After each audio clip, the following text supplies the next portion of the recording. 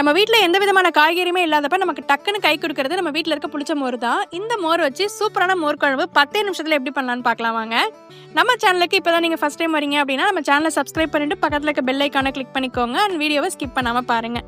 நான் இன்னைக்கு 1 கப் அளவுக்கு புளிச்ச மோர் எடுத்திருக்கேன். இந்த புளிச்ச மோருக்கு 5-6 சின்ன வெங்காயம், 5 பல்லு பூண்டு, 2 பச்சை மிளகா, இது சேர்த்ததுக்கப்புறம் 1 ஸ்பூன் அளவுக்கு ஜீரகம் சேர்த்துக்கலாம்.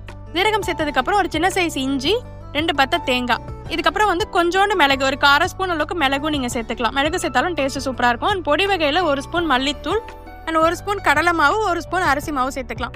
இது மாவாக தான் சேர்க்கணும் இல்லை, கடலை பருப்பையும் அரிசி பருப்பையும் ஒரு 1/2 hour ஊற வச்சு கூட நீங்கள் யூஸ் பண்ணிக்கலாம். இது எல்லாத்தையுமே ஒரு மிக்சியில் போட்டு ஒரு ஃபைன் பேஸ்ட்டாக அரைச்சி எடுத்துகிட்டு வந்து வச்சுக்கலாம். தென் நம்மக்கிட்ட இருக்க புளிச்ச மோரை ஒரு பவுலில் ஆட் பண்ணிவிட்டு நம்ம அரைச்சி வச்சிருந்த வெங்காயம், பூண்டு, பச்சை மிளகா விழுது இருக்கு இல்லையா, அதையுமே இந்த மோரோட ஆட் பண்ணிக்கலாம். அண்ட் தண்ணி பொறுத்த வரைக்கும் இந்த மிக்ஸி ஜாரை நம்ம கழுவி ஊற்றுற தண்ணியே போதும், அதுக்கு மேலே நம்ம தண்ணி ஆட் பண்ணணும் அவசியம் இல்லை.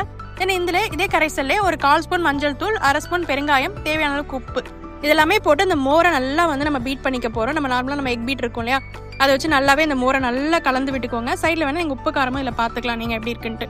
ஸோ மோரை கலந்து எடுத்து வச்சதுக்கப்புறம் அடுப்பான் பண்ணி நம்ம குழம்பு தாளிக்க போகிறோம். அவ்வளோதான். தாளிக்கிறதுக்கு நம்ம கடலெண்ணெய், நல்லெண்ணெய், எந்த எண்ணெய் வேணாலும் நீங்கள் யூஸ் பண்ணிக்கலாம். ரெண்டுமே டேஸ்ட் நல்லாயிருக்கும். அண்ட் 1 ஸ்பூன் அளவுக்கு கடுகு, 1 ஸ்பூன் அளவுக்கு உளுத்தம் பருப்பு, இதெல்லாமே நல்லா வெடிச்சு பொரிஞ்சு வரும்போது 2 காஞ்ச மிளகாவை நல்லா குட்டி குட்டியாக கட் பண்ணி வச்சு அதையுமே நம்ம போட்டு நல்லா வதக்கிக்கலாம். அண்ட் கருவேப்பிலை ஒரு கொத்து அளவுக்கு போட்டுக்கலாம். நம்ம இதெல்லாமே போட்டு கலந்து விட்டதுக்கப்புறம் தாளிப்புலையுமே நீங்கள் 1/4 ஸ்பூன் அளவுக்கு பெருங்காயம் போட்டிங்கன்னா இன்னும் டேஸ்ட்டாக இருக்கும். அதையுமே ஆட் பண்ணி நல்லா கலந்து விட்டதுக்கப்புறம் நம்ம கரைச்சி வச்சிருக்க மோரை இந்த தாளிப்பில் ஊற்றி கொதிக்க விட போகிறோம்.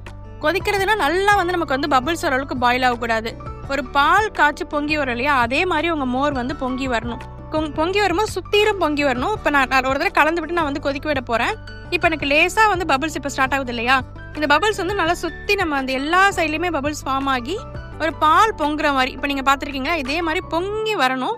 அந்த பொங்கி வரும்போது டக்குன்னு அடுப்பு ஆஃப் பண்ணணும். அதுதான் கரெக்டான ஸ்டேஜ் மோர் குழம்பு ஆஃப் பண்ணுறதுக்கு.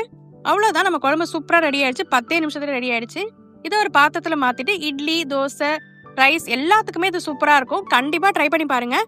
இந்த ரெசிபி உங்களுக்கு பிடிச்சதுன்னா லைக் பண்ணுங்க, உங்க ஃப்ரெண்ட்ஸ் அண்ட் ஃபேமிலிக்கும் ஷேர் பண்ணுங்க. ஃபைனலா நீங்க கார்னிஷ் பண்றதுக்கு கருவேப்பிலை நான் யூஸ் பண்ணிருக்கேன், பட் மல்லித்தலை யூஸ் பண்ணி ரொம்பவே டேஸ்டா இருக்கும்.